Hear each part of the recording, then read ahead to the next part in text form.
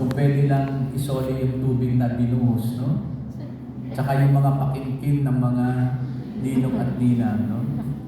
Maalala ko nung nagbibinyag ako sa Pilipinas, maalala ko yung mga talagang maagap yung mga sakristan, no? Sa pag-abot ng mga sobre sa mga ninong at ninang.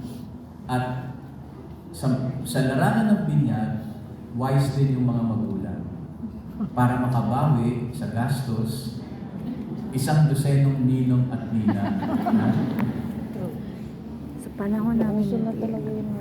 Tapos, ang pipiliin talaga yung may kaya.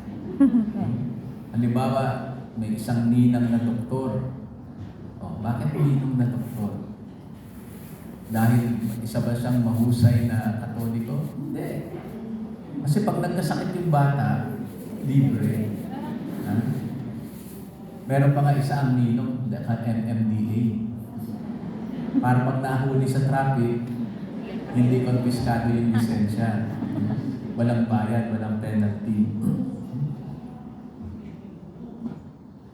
Dahil bata pa tayo at baby pa tayo, wala ni isa sa atin ang makaalaala kung ano ba ang ginawa sa atin nung tayo ay bininyagan. Only nung tayo ay naging sponsor, mga tinaguri ang mga ninong at nina. Pero ang tanong pa rin, alam niyo ba yung mga ginagawa ng pare sa inyo at sa inyong mga anak? Yung pagbubuhos ng tubig, bakit binubuhusan ng tubig? At nakakatawa pa nga minsan, yung nanay, ilang beses ko talagang napansin ng mga nanay, kapag binubuhusan ng tubig yung bata, kailangan gising yung bata. At kapag tulog, kukurutin ng nanay. Iiyak naman yung bata. No? Hindi lang yun. Naalala niyo ba nung binibigyan ng pare kayo ng kandila? Tapos pinasapasan niyo yung kandila sa mga sponsors, no? At pero ang sinasabi ng pare sa pagbibigay ng kandila, siguraduhin ninyo, no, I give you this candle and make sure that this candle is kept lighted brightly.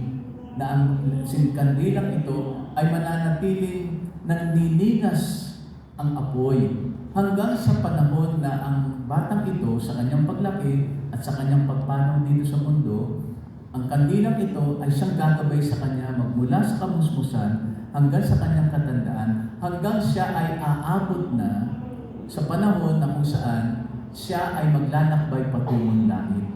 Kasi ang kanyang paglalakbayan ay madilim, kailangan niya ng kandilang ito. Ang tanong, nasa na yung kandilang yan? Nag-brown out.